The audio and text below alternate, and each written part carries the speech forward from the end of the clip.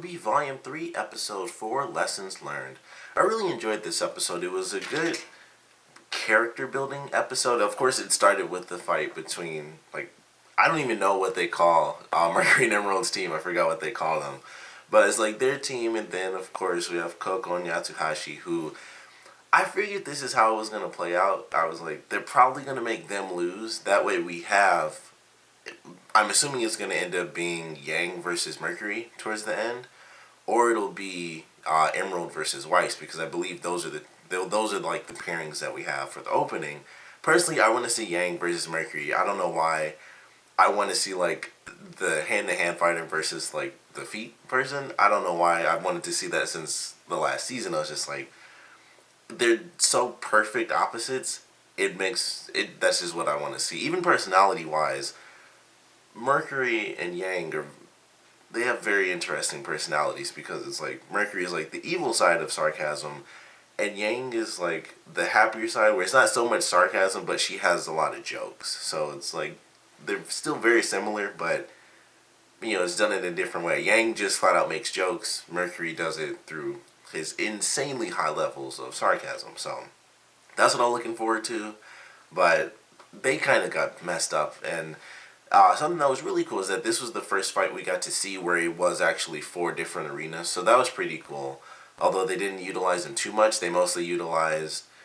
I'd say they utilized the forest more than anything else, because they were actually in the center for most of that fight, because Mercury was just flipping and spinning and destroying them both. And then they went to the forest section. But we got to see a little bit of the savannah, and Coco just mowing down everything. And I loved her fans. It's all of her fans have the beret and glasses on, so I thought that was really funny. But unfortunately, they lost the fight.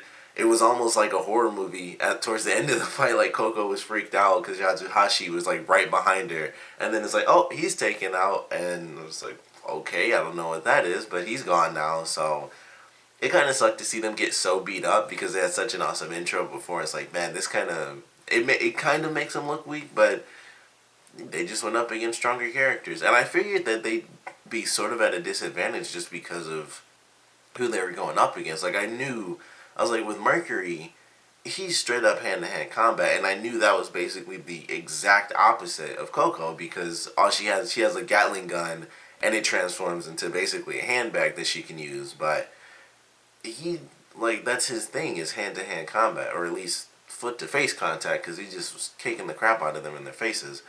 But it was a cool fight. It sucked to see the good guys lose, but I figured that's how they were going to play it, so we could get one of the team-ups. I really do hope it's Yang versus Mercury, personally. I just really want to see that. As much as I still want to see more of Emerald fighting, because I was we're going to get to see her fight, and that'll be really fun.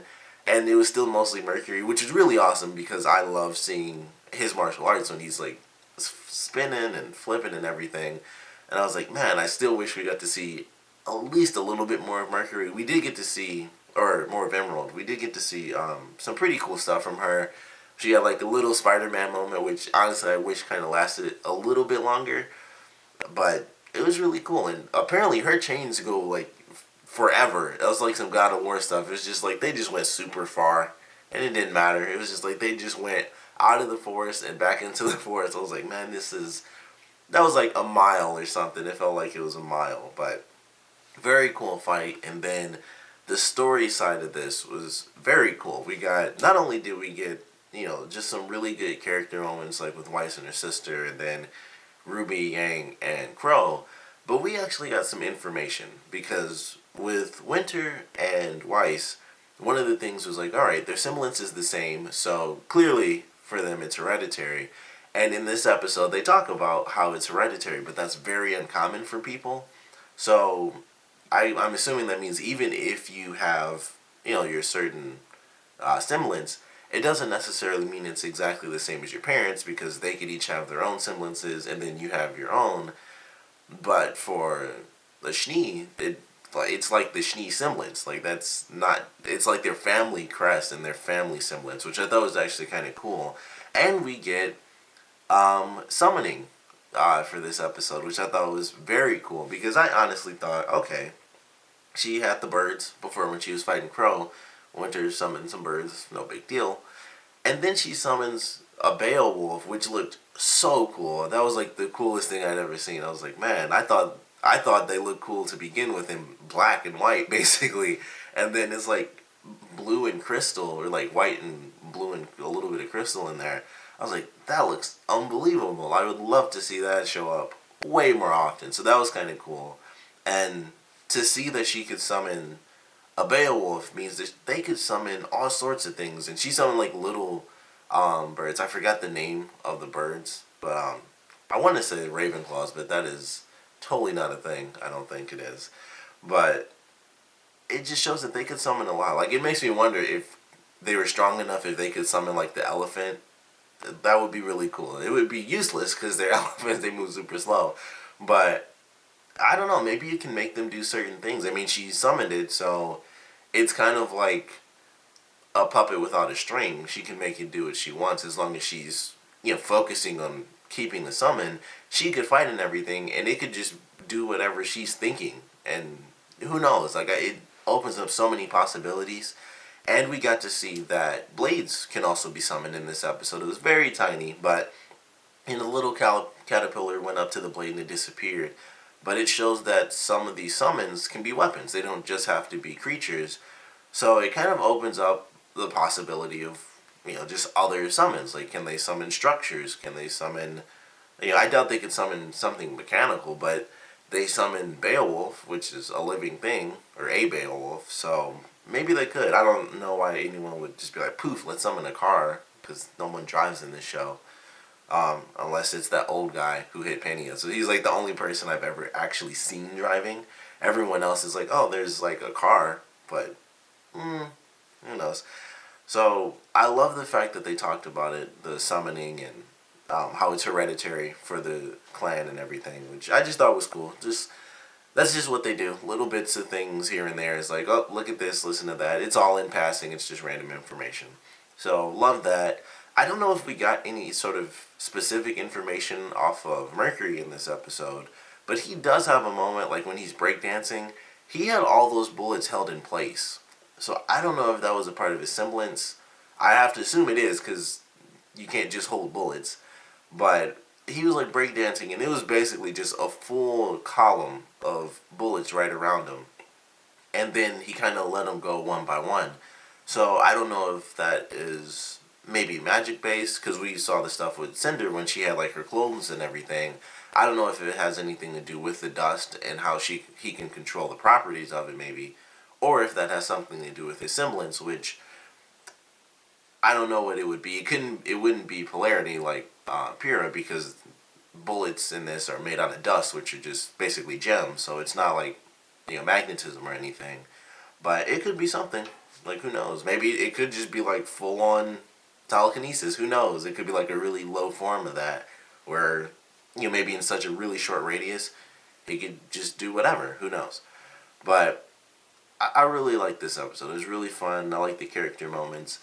Ruby, Yang, and Crow was pretty cool. It was funny, of course, the fight and everything, but it was pretty interesting to watch Yang kind of get distracted by that picture. And that's not something we ever really see from Yang. And of course, we still have to wait as to what's going to be happening with her mother in this episode. And there still hasn't been really any mention of it. We haven't had like a Yang-focused episode. And we're going to go through the tournament. And I mentioned this before. I was like, they're probably going to, since they've been talking about it for 2 seasons, I think the main focus for now, we're going to get the tournament all the way through, and then like the second half of this season is going to be like everything like it was in the past 2 seasons, where it's just them day to day. But they're not skipping anything for this tournament now. We're getting all our main characters, and it's eventually just going to lead to, hopefully, Yang versus Mercury, which is funny. Like, they've shown Mercury fight like crazy, but it's like I just like seeing them fight. It's really fun. And with Emerald, I really want to see her fight, but I think they're going to go with Mercury again, just because he seems like that's kind of his thing. Like, they work even as a team. It seems like Mercury is the one to do it, because he's the I keep saying hand to hand, but he's the close quarters combat guy. So I guess that's just why they kind of go with, alright, here's Mercury doing all the work, and then Emerald kind of comes in with her sort of stealth snatch stuff, where she just steals people away from the battle. But I'm still looking forward to whoever. Either way, it's going to be an awesome fight. So maybe we will get Emerald versus Weiss, and we'll get to see her do her summons. And that's probably, either way it could work for me. I just want to see the fights. Who knows? But I really did enjoy this episode. It was a good character focus after a pretty cool fight, which was kind of sad because the good guys lost, obviously. But it was like I figured that was gonna happen because we have to have our little kind of like our intro sequence rivalries. We still have to get those because I don't think we really got them. We never really got them last year either. So. And now, Roman's been taken out, so Adam's in there. I need to see that. I need to see Adam versus Blake sooner rather than later. But really enjoyed this episode, of course. Want to know what you guys thought about it, so please comment below. Let me know your favorite parts, least favorite parts. And who do you want to see in the final battle between Mercury and Emerald's team? I really got to look their team up. I had it before, but I just can't remember what they called it, because I'm trying to think of the name, but it's not Cinder. Maybe it is. It couldn't be. It probably is, even though they don't pronounce the M. I think that might be what it is, but I can't really remember. But who do you want to see from their team fight? It's either going to be Mercury or Emerald. And who do you want to see from Team RWBY? Because it's either going to be Yang or Weiss. And we still have to see who they fight against. So looking forward to that. It may or may not be Team RWBY versus Team Sun, which I think would also be pretty fun to watch, because I'd love to, as much as I like seeing Neptune and Sun fight, I would love to see Scarlet and the other person fight. I swear I mix their names up and then I always forget what their names are. But I'd love to see the other two guys fight, who were actually shown in this episode. Scarlet was heard, the other guy was seen, and that was pretty much it. But I want to know who you guys want to see for that little, intro sequence battle. They're going to either do Mercury versus Yang or Emerald versus Weiss. I don't think they're going to mix and match it, because then we wouldn't get the intro fight sequence. So it's going to be one of those. It's either going to be Mercury versus Yang or Emerald versus Weiss. So which one do you guys want to see? If you could mix it up, which one you want to see, and any other fights you guys want to see as well, because I'm sure we might get some other random teams. We might not, because they're kind of getting towards the end, it seems, unfortunately, because I'd love to see a lot more of the fights. But I think we might have a couple more random fights where we see a couple more people, because we still have Team Juniper, of course, so they're going to be going up against somebody. So other combos that you guys know of, some of the other random teams. I think we've seen most of the random teams. I don't think we've seen all of them. We may have. I know from the Rooster Teeth panel over the summer, we may have seen all the new character teams and everything, but I can't really remember 100%. But anyone you guys want to see that we haven't seen yet, put that down in the comment section below. And of course, thanks for watching.